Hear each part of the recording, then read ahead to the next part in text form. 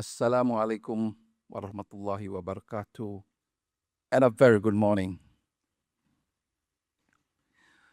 3 months ago in Ankara, Professor Nebi Miss and I signed a memorandum of understanding to formalize and deepen linkages between our institutions, signifying a crucial milestone. The formal exchange was witnessed by none other than Prime Minister Anwar Ibrahim himself and President Recep Tayyip Erdogan. The signing was not an overnight affair, for we had been in contact at various levels for some time. But the engagement wasn't deep enough. Virtual meetings just don't cut it. I mean, we've had enough of that during the pandemic.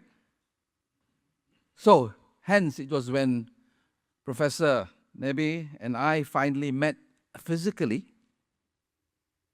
in his office in Ankara, a prelude, of course, to Prime Minister Anwar Ibrahim's official visit to Turkey, that we actually got the deal done. I was particularly impressed by the depth and breadth of strategic research undertaken by our Turkish counterpart, SETA, and of course the other institutions that I visited later. Now, Turkey possesses a formidable community of experts in international relations and security studies. It would therefore be a missed opportunity not to strengthen our ties with SETA.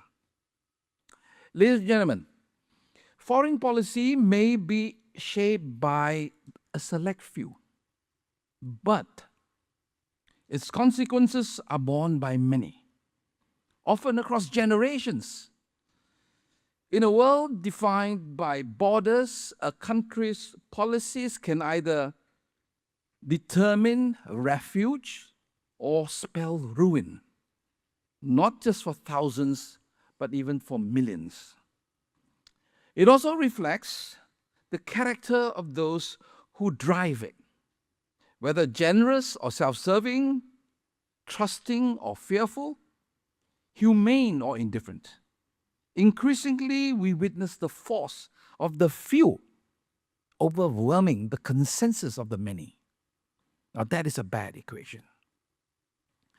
Now, we are told that power dynamics of current geopolitics points to one doctrine, and that is that might is right.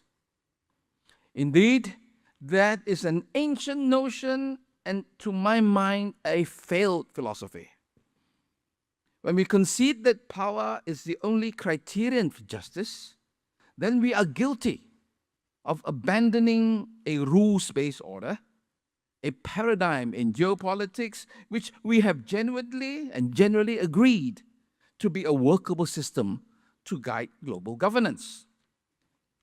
But when we surrender our principle that the rule of law, in accordance with universally accepted standards, must prevail over the law of the jungle, then we have set ourselves for failure in diplomacy. Weighed down by the arbitrary and reckless use of power, diplomacy indeed becomes what we call a Sisyphean effort. In such a climate, peace becomes ever more elusive and prosperity an ever-fading mirage. Yet, it is in these moments of strain and unpredictability that we must look elsewhere for guidance and strive even harder. For there is another kind of power, quieter and yet more enduring, rooted not in suspicion but trust, sustained not by discord but a meeting of the minds, and fortified not by resistance but cooperation. It is this gentle power that allows nations and institutions to shape outcomes through understanding and shared purpose. It is also this very conviction that underpins our work at ISIS Malaysia, and which brings us together for this dialogue today. And a momentous one indeed, as we join hands with our Turkish counterpart, the SETA Foundation, in pursuit of shared objectives. At ISIS Malaysia, we focus on shaping the strategic direction of Malaysia's foreign and domestic policies. We play a complementary role in our policy ecosystem, conducting independent research, engaging stakeholders across government and society, sharing insights enough and through the media, and conveying dialogues and convening them as such as these. Ladies and gentlemen, relations between Malaysia and Turkey trace back not decades, but centuries, long before our modern nation-states emerged. They were interrupted by colonization, moments of history, collapse of empires, but formal ties eventually were re-established in 1964. In February 2025, the Comprehensive Strategic Partnership forged in 2022 was strengthened through the establishment of the High-Level Strategic Cooperation Council, which held its inaugural meeting earlier this year. This broader deepening of engagement is also evident in our economic ties.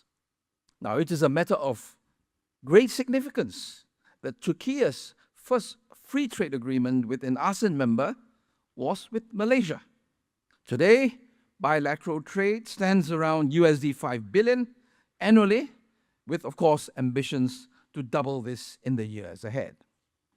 Despite these strong foundations, however, gaps in mutual understanding remain. Addressing these gaps is therefore essential, and herein lies the crucial role of ISIS-SETA institutional partnership. In furtherance of deeper Track 2 cooperation across economic and cultural domains, this dialogue, we will aim to bring together expert perspectives to foster more informed and mature public discourse on Malaysia and Turkey's interests and our respective roles in the international system. This inaugural dialogue also places a spotlight on West Asia, home to some of the world's oldest civilizations, a region which serves as a geographic, historical, and cultural and economic bridge between Malaysia and Turkey. Restoring peace and preventing future conflict in the region remains deeply challenging. Yet, this cannot deter our efforts. We hope that this dialogue contributes, even modestly, to advancing in more than just international order, and one where volatility of raw power gives way to the predictability of settled norms, where chaos must take a backseat to order and stability, and, most crucially, where the rights of the weak, the marginalized, and the vulnerable are safeguarded without compromise. On that note, I look forward to the discussions ahead and wish everyone a productive and rewarding Kuala Lumpur Ankara Dialogue. Thank you. Thank you, Dr. Faiz.